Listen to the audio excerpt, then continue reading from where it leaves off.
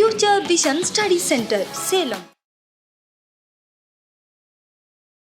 எங்களோட வீடியோஸ் உங்களுக்கு பிடிச்சிருந்தா லைக் பண்ணுங்க, ஷேர் பண்ணுங்க, கமெண்ட் பண்ணுங்க. மறந்துடாம சப்ஸ்கிரைப் பண்ணிட்டு கூடவே இருக்க பெல் ஐகானை கிளிக் பண்ணிடுங்க. ஸோ தட் எங்களோட வீடியோஸ் உங்களுக்கு மிஸ் ஆகாமல் வந்துட்டே இருக்கும்.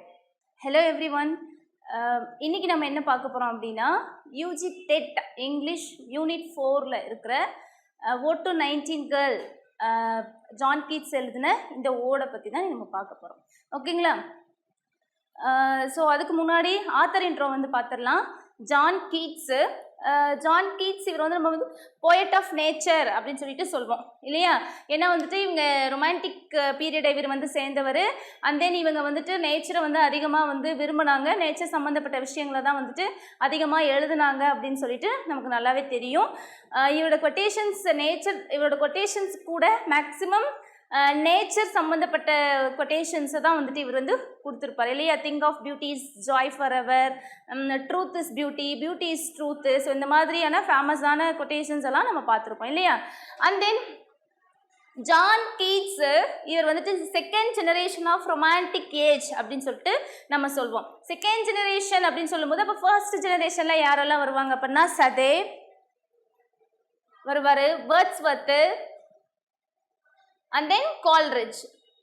இவங்க 3 பேர் வந்துட்டு first generation of romantic age அப்படின்னு நமக்கு தெரியும். தென் செகண்ட் ஜெனரேஷன் கீட்ஸ் கூட இன்னும் யார் அப்படின்னா பைரன், தென் ஷெல்லி. இவங்க 3 பேர் வந்துட்டு செகண்ட் ஜெனரேஷனில் வருவாங்க.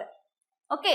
அண்ட் தென் ஜான் கீட்ஸ் இவர் எப்போ பிறக்கிறார் அப்படின்னா 31 அக்டோபர் 1795 மூர்கேட், லண்டன், UK.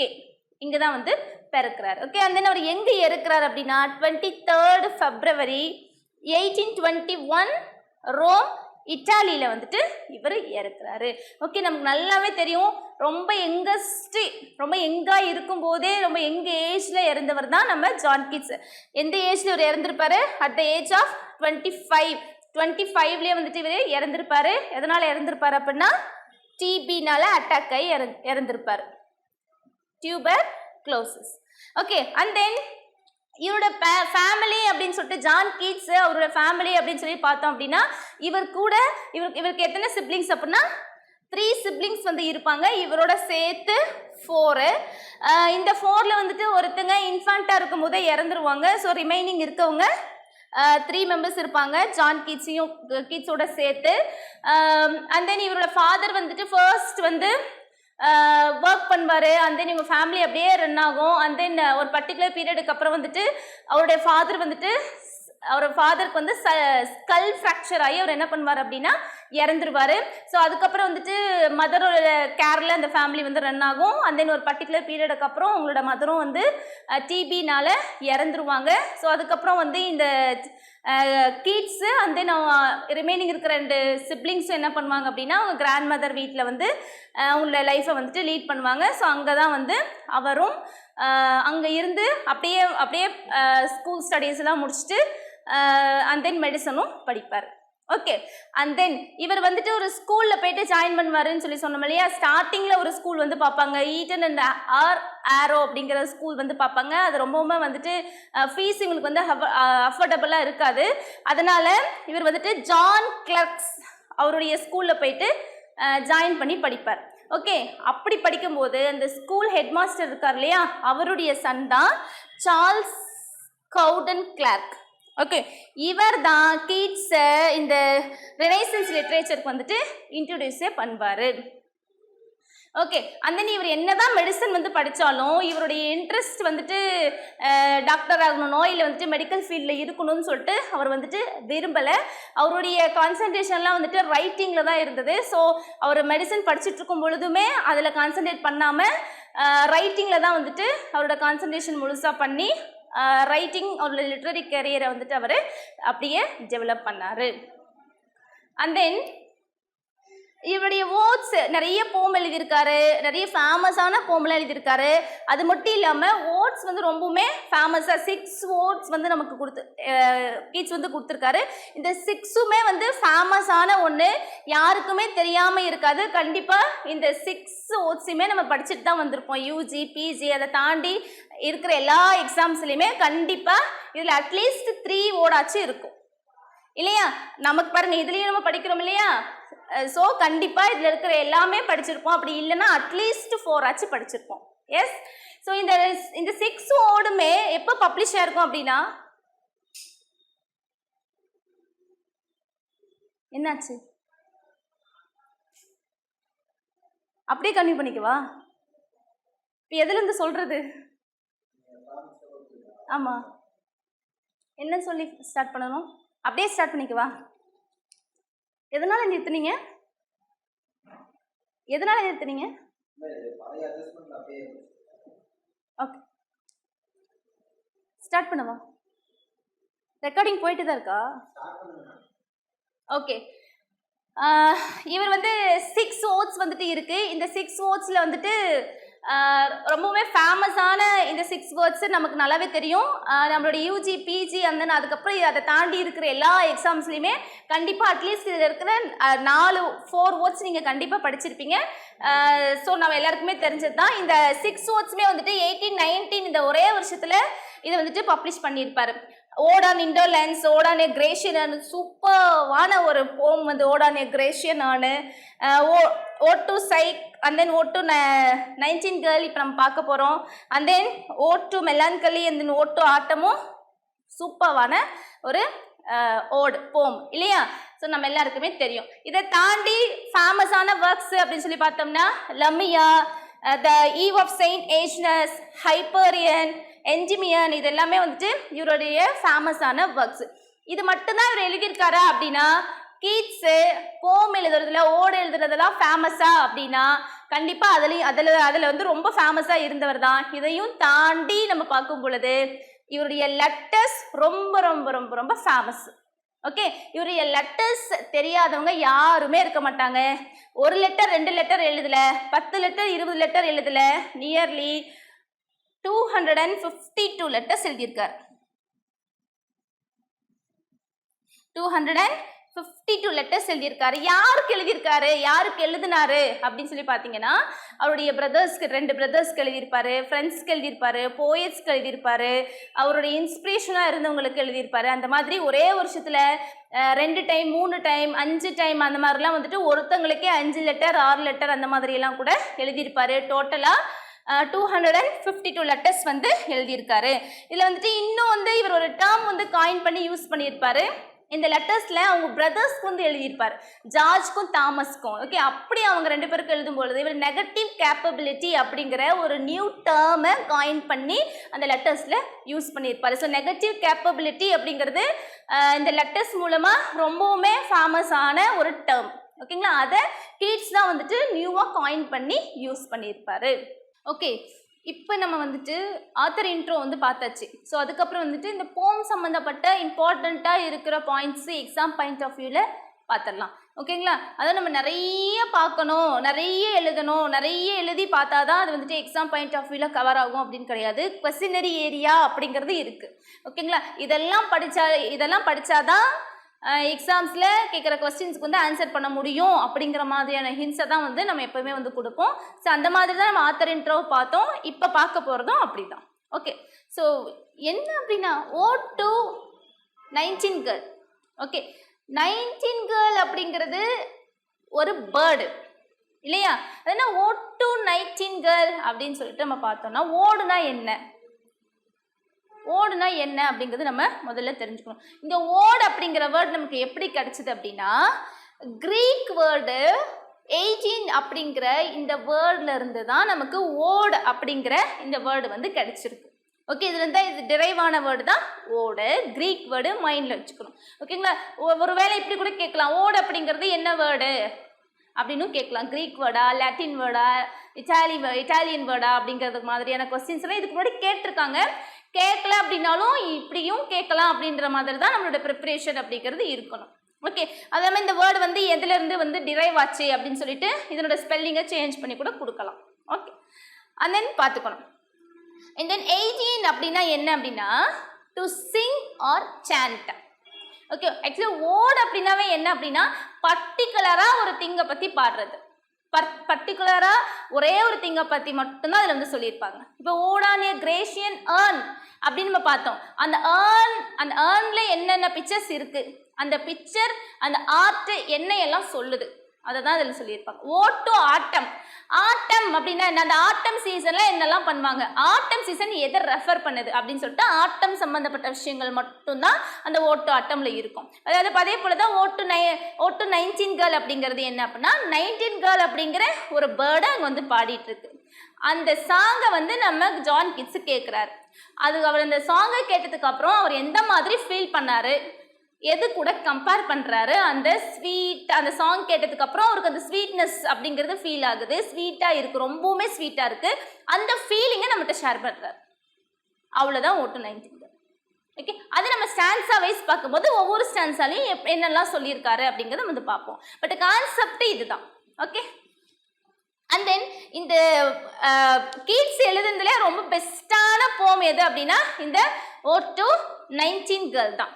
ஓகே, எனக்கும் ரொம்பவே பிடிச்ச ஒரு போம் வந்து இந்த போம், ரொம்பவுமே நல்லா இருக்கும் படிக்க. ஸோ இது எப்போ எழுதினாரு அப்படின்னா ஸ்ப்ரிங் ஆஃப் 1819 வந்து இது எழுதியிருப்பாரு. இது சேம் இயர் 1819 தான் இதையும் வந்து இதை வந்து பப்ளிஷும் பண்ணியிருப்பாரு. ஆனல்ஸ் இன் த ஃபைன் ஆர்ட்ஸ் அப்படிங்கிற மேகசைனில் வந்துட்டு இதை பப்ளிஷ் பண்ணியிருப்பாரு. இதில் வந்து டோட்டலாக 8 ஸ்டான்ஸாஸ் இருக்குப்பா. ஒவ்வொரு ஸ்டான்ஸாலையும் வந்துட்டு 10 லைன்ஸ் இருக்கு. ஸோ டோட்டலாக எத்தனை லைன்ஸ் இருக்கும், டோட்டலாக 80 லைன்ஸ் இருக்கும் இல்லையா? ஓகே, அண்ட் தென் என்ன ரைமிங் ஸ்கீம்ல இருக்கு, இன்னொரு விஷயம் வந்து தெரிஞ்சுக்கணும். ஓடு அப்படின்னா ஓடு அப்படிங்கிறது வந்துட்டு பர்டிகுலரா ஒரு திங்கை பத்தி பாடுறது, ஒரு பர்டிகுலரா ஒரு திங்கை ப்ரைஸ் பண்ணி சொல்றது, பர்டிகுலரா ஒரே ஒரு திங் மட்டும்தான் அதுல வந்து இருக்கும் இல்லையா? அது மட்டும் இல்லாம ரைமிங் ஸ்கீம் அப்படிங்கிறது ஒரே மாதிரி இருக்காது. 8 ஸ்டான்ஸா இருந்தாலும் சரி, 10 ஸ்டான்ஸா இருந்தாலும் சரி, எத்தனை ஸ்டான்ஸா இருந்தாலும் ஒரு சில போம்ஸ்லாம் நம்ம பார்த்தோம் அப்படின்னா ரைமிங் ஸ்கீம் பார்த்தீங்க அப்படின்னா ஒரே மாதிரி இருக்கும். ஓகேங்களா? ஆனால் இந்த மாதிரி இருக்கிற இந்த ஓட்ஸ்லாம் வந்துட்டு ஓடு இருக்கு இல்லையா, அந்த ஓட்லாம் வந்துட்டு ரைமிங் ஸ்கீம் வந்து ஒரே மாதிரி இருக்காது. இர்ரெகுலர் ரைமிங் ஸ்கீமை வந்து ஃபாலோ பண்ணியிருப்பாங்க ஓட்ஸில். ஓகே, இதில் வந்து என்ன ரைமிங் ஸ்கீம் ஃபாலோ பண்ணியிருக்காங்க அப்படின்னா A B C D E C D E. Okay, so 10 lines. And then இதில் வந்து எப்படி யூஸ் பண்ணியிருக்காங்க அப்படின்னா ஃபர்ஸ்ட் இருக்கிற 7 லைன்ஸ்லையும் லாஸ்ட் இருக்கிற 2 லைன்ஸ்லையும் 2 lines of the stanzas iambic pentameter use பண்ணியிருப்பாங்க. Okay, so remaining 8th line இருக்கு இல்லையா, இந்த 8th லைனில் மட்டும் என்ன யூஸ் பண்ணியிருப்பாங்க அப்படின்னா ஐஎம்பிக் ட்ரைமீட்டர் யூஸ் பண்ணியிருப்பாங்க. ஓகே, ஸோ இவ்வளோதான்.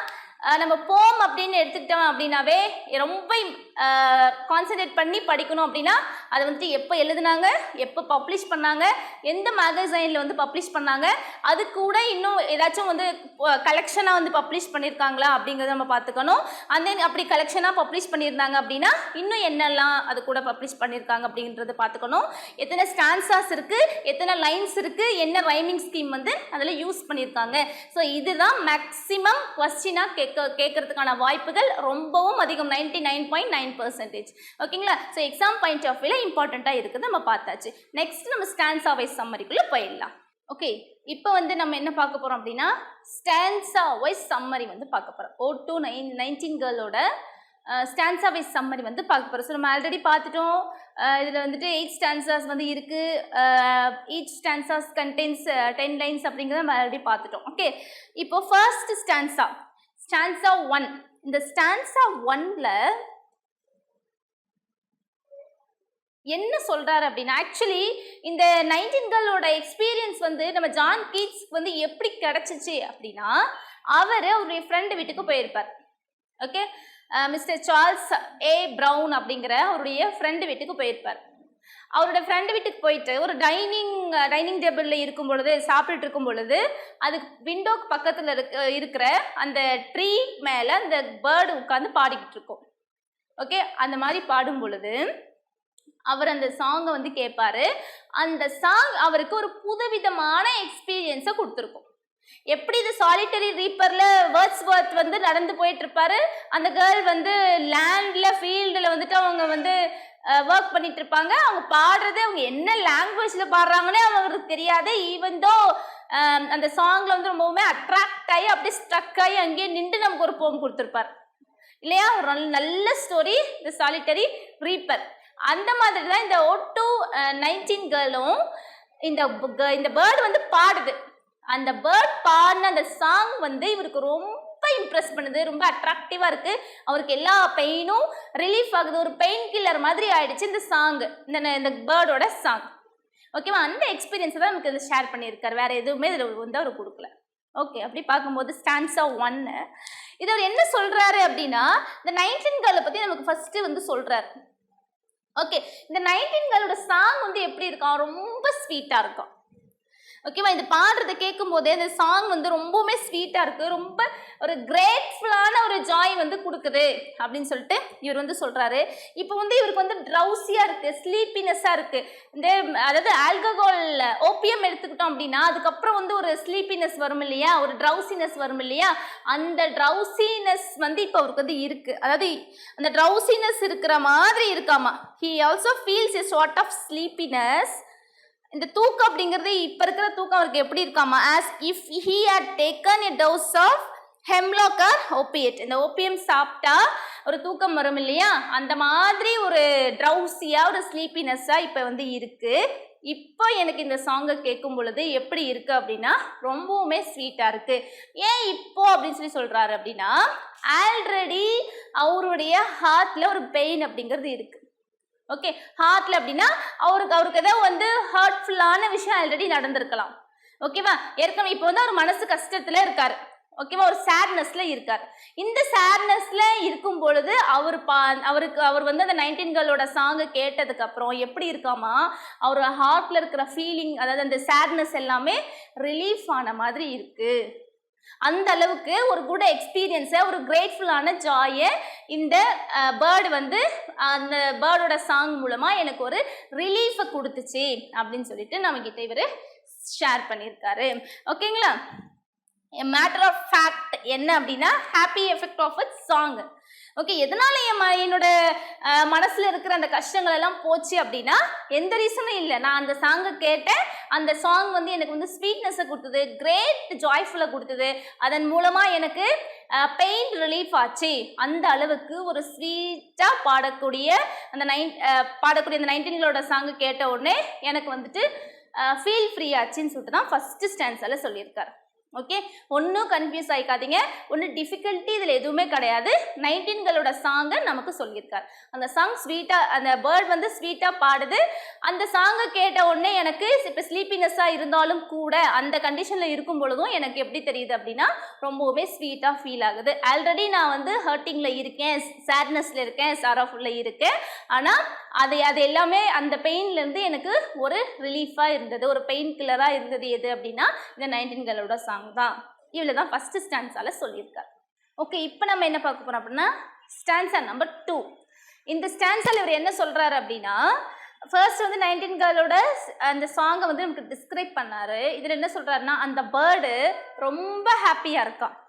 Okay, the poet wishes to be as happy as 19 girl. அதாவது இந்த பேர்டு வந்து ரொம்ப ஹாப்பியாக இருக்குது. நானும் என்ன நினைக்கிறேன் அப்படின்னா அந்த பேர்டை மாதிரியே ரொம்ப ஹாப்பியாக இருக்கணும் அப்படின்னு சொல்லிட்டு நினைக்கிறேன். அந்த பேர்டு எந்த விதமான சாரோவும் இல்லாமல், எந்த விதமான ஸ்ட்ரகிள்ஸும் இல்லாமல், எந்த விதமான டிஸ்டர்பன்ஸும் இல்லாமல் என்ன சொல்கிறது, ரொம்ப ஹாப்பியாக அது வந்து இந்த பிரான்ச்சஸ்லேருந்து உட்காந்து பாடிக்கிட்டு இருக்கு. ரொம்ப சந்தோஷமாக இருக்குது. அந்த ஹாப்பினஸை பார்க்குறதுக்கே ரொம்ப ஆசையாக இருக்குது. எனக்கும் இப்போ எப்படி இருக்குது, எனக்கும் ஆசையாக இருக்குது. எப்படின்னா அந்த பேர்டு மாதிரியே ரொம்ப ஹாப்பியாக இருக்கணும் அப்படின்னு சொல்லிட்டு சொல்கிறாரு.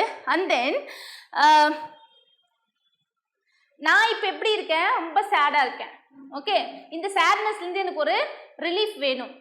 ஓகே, அதனால் he wishes to attain the bird's joy by drinking the strong wine of grapes. அதாவது இவருக்கும் அந்த பேர்ட் மாதிரியே, அந்த பேர்டுக்கு இருக்கிற ஹாப்பினஸ் மாதிரியே எனக்கும் அந்த ஹாப்பினஸ் வேணும். அந்த ஹாப்பினஸ் எனக்கு எப்படி கிடைக்கும் அப்படின்னா சவுத்தன் பார்ட் ஆஃப் ஃப்ரான்ஸில் சவுத்தன் பார்ட், சவுத் சைடில் அந்த பக்கமெல்லாம் இருந்து கிடைக்கும் இல்லையா, ஸ்ட்ராங் வைன் கிரேப்ஸ் இருக்கும் இல்லையா, அந்த கிரேப்ஸ்லேருந்து எடுப்பாங்க இல்லையா அந்த வைனு, அந்த வைன் குடிச்சா ஒரு ஹாப்பினஸ் வரும் இல்லையா, அந்த மாதிரி எனக்கும் ஒரு ஹாப்பினஸ் வேணும் அப்படின்னு சொல்லிட்டு நினைக்கிறார். ஓகே, இந்த பேர்டு வந்து ஹாப்பியாக இருக்கு இல்லையா, அந்த ஹாப்பினஸும் எனக்கும் வரணும்னு சொல்லிட்டு அவர் நினைச்சார் இல்லையா, அந்த ஹாப்பினஸ் எப்படி வரும் அப்படின்னா இந்த வைனை குடிச்சா எனக்கு அந்த ஹாப்பினஸ் வரும்னு சொல்றாரு. ஓகே, கரெக்டாக புரிஞ்சுக்கோங்க. எல்லாமே இமேஜினேஷன் தான். ஓகே, நம்ம ரொமான்டிக் பீரியட் அப்படின்னு எடுத்துட்டோமே, வேர்ட்ஸ்வர்த், கால்ரிட்ஜ், ஷெல்லி, கீட்ஸு, இவங்க இதெல்லாம் படித்தோம் அப்படின்னாவே எதுவுமே உண்மையாக இருக்காது, பட் உண்மையாக இருந்த மாதிரியே அவங்க நமக்கு கொடுத்துருப்பாங்க. நம்மளும் படிக்கும் பொழுது நம்மளுடைய இமேஜினேஷனை அந்த போமோட அந்த ஓட நம்ம அப்ளை பண்ணிக்கணும். அப்போ தான் அதனோட ஒரிஜினல் மீனிங் அப்படிங்கிறது நமக்கு தெளிவாக புரிய வரும். ஓகே, ஸோ நமக்கு வந்துட்டு ஒரிஜினல் மீனிங்கை வந்து புரிஞ்சுக்கணும் அப்படின்னா ஃபர்ஸ்ட் நம்ம இமேஜினேஷனில் போயிடணும். ஓகேங்க, என்ன சொல்கிறாரு, ரொம்ப ஹாப்பியாக நானும் இருக்கணும், அந்த நைன்டின்கேர்ள் பேர்ட் மாதிரியே இருக்கணும், அந்த ஹாப்பினஸ் எனக்கு எப்படி கிடைக்கும் அப்படின்னா அந்த வைன் குடித்தா எனக்கு கிடைக்கும் அப்படின்னு சொல்லிட்டு சொல்கிறேன். எதுக்காக நான் அந்த வைன் குடிக்கணும்னு நினைக்கிறேன் அப்படின்னா, இப்போ என்னோட ஹார்ட் எப்படி இருக்குது, ரொம்ப பெயினாக இருக்குது, சேட்ஃபுல்லாக இருக்குது, ரொம்ப சாரோவாக இருக்குது, அந்த சேட்லேருந்து நம்ம வெளில வரணும் அப்படின்னா நான் என்ன பண்ணணும் அப்படின்னா அந்த வைனை குடிக்கணும் அப்படின்னு சொல்லிட்டு சொல்கிறேன். Present sorrow, to forget is present sorrow. Okay, and தென் இந்த ஸ்டான்சா நம்பர் 3 அவ்வளோதான், ஸ்டான்சா நம்பர் 2 அவ்வளோதான். ஸ்டான்சா நம்பர் 3, இந்த ஸ்டான்சா 3ல கீட்ஸ் என்ன பேசுகிறார் அப்படின்னா, காமனாக ஹியூமன் பீயிங்ஸு என்னென்ன ப்ராப்ளம்ஸ் எல்லாம் ஃபேஸ் பண்ணுவாங்க அப்படிங்கிறத காமனாக பேசியிருக்கார். Okay, he defines those things which makes man's life a hell and which he wants to forget by drinking a breaker full of wine அப்படின்னு சொல்லியிருக்காரு. breaker full of wine அப்படின்னா என்னன்னா, இந்த வைனை வந்து ஃபுல்லாக ஸ்டோர் பண்ணி வச்சுருப்பாங்களே இந்த பிரேக்கர். ஓகே, பெரிய ஜாடி இருக்கும் இல்லையா, அது வந்து நிறைய கப் ஆஃப் வைன்ஸ் எல்லாம் ஒரு இதில் போட்டு வைப்பாங்க இல்லையா, ஒரு பெரிய ஜாடியில் போட்டு வைப்பாங்க இல்லையா, ஸோ அதை தான் வந்துட்டு பிரேக்கர் ஃபுல் ஆஃப் வைன் அப்படின்னா நிறைய வைன். ஓகே, அவ்வளோ அளவுக்கு வந்து குடிக்கணும், ட்ரிங்க் பண்ணணும். ஏன் அப்படின்னா ப்ரெசண்ட்டில் நான் ரொம்ப சாரோஃபுல்லாக இருக்கேன், அதுலேருந்து வெளில வரத்துக்கு எனக்கு அவ்வளோ வைன்ஸ் வந்து குடிக்கணும் அப்படின்னு சொல்லிட்டு சொல்கிறாரு. தோஸ் திங்ஸ் என்னென்ன ஸ்ட்ரகிள்ஸ் எல்லாம் வந்து என்னென்ன ப்ராப்ளம்ஸ் எல்லாம் ஹியூமன் பீயிங்ஸ்க்கு காமனாக வரும் அப்படின்னா, weariness, the fever and the effect of life, tragic situations, fat disease which causes the death of youths, misery and short life of beauty and love. அதாவது human பீயிங்ஸோட life அப்படிங்கிறது ரொம்ப அழகானது, ரொம்ப லவ்வபிளாக நம்ம வந்து லைஃப்பை வந்துட்டு லீட் பண்ணணும்.